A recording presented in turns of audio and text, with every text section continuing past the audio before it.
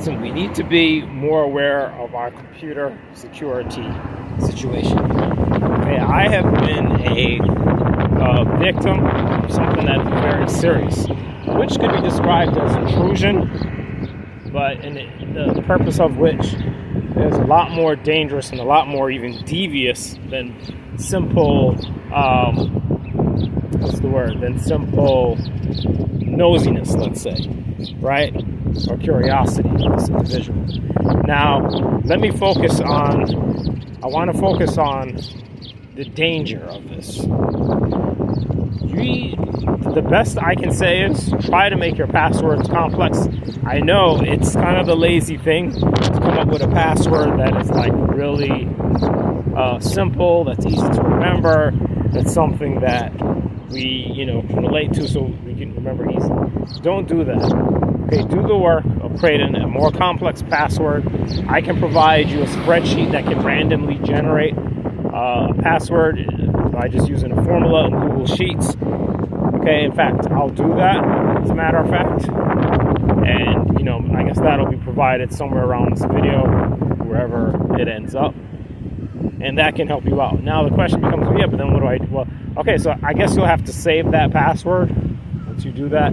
Because look, it's really dangerous. And depending on, I don't know a lot about this type of stuff, right? I like coding, algorithms and stuff like that, doing fun stuff with spreadsheets, right? I've never really been into like the devious type of things that people can do. I've never had a lot of knowledge of that, right? But now, because it's happened to me, I'm more interested in it. So now I want to start spreading this knowledge to other people that this is really dangerous, okay? A person, for instance, okay, if I really want to scare you, I'll tell you what, they can potentially control your computer. Someone, if they have the right stuff, if they access your computer by connecting to your network via your password, they can actually control your computer. Now listen, this is not just me saying this. I've watched something where I think it was a guy from the CIA actually was talking about. Yes, they were interviewing a guy from the CIA. He's like, look, you've got to use a password of at least a certain length so that there's equipment that can actually keep trying passwords. It's called a brute force attack. This is where the equipment will just continue.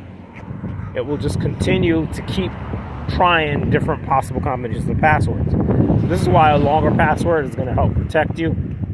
More randomization in the symbols, a very non-human password, right? What you can always do is you can take that password once you create it and you could store it somewhere, maybe in a text file. That's what I would suggest. Put the text file on like a USB or something like that. Store it in a text file, put the text file in the USB drive, right? You can do something like that. Okay, this is what I would suggest as an example. All right, and then still continue to change that password, because I'm telling you, what people can do is very dangerous. There's something called remote browser control. Did you know that the person who accesses your computer network can potentially then actually control your browser? What does that mean? They can go on and actually go into your, say, for instance, sign into one of your accounts and do something, like actually control your computer. And I've been a victim of that, and I have the evidence. People might think, oh, he's just nervous or something. I have seen the evidence on Google that certain Google documents were shared that I never shared. Okay, these documents were shared. If you know about this type of thing, you know that for that to happen, someone has got to open up the document. They've got to go click the share button. They've got to put in their email or whatever, and then they've got to share the document, right? They've got to. That's the way Google Documents works. Okay, they've got to actually do that.